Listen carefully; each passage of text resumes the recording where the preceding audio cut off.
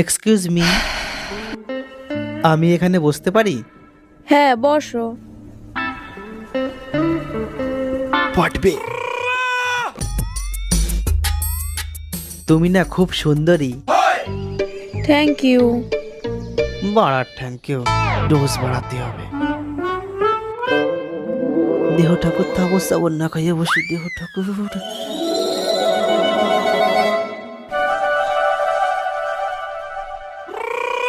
হে মায়ে তো বাড়া রাজি, ডোজ আরো বাড়াতে হবে।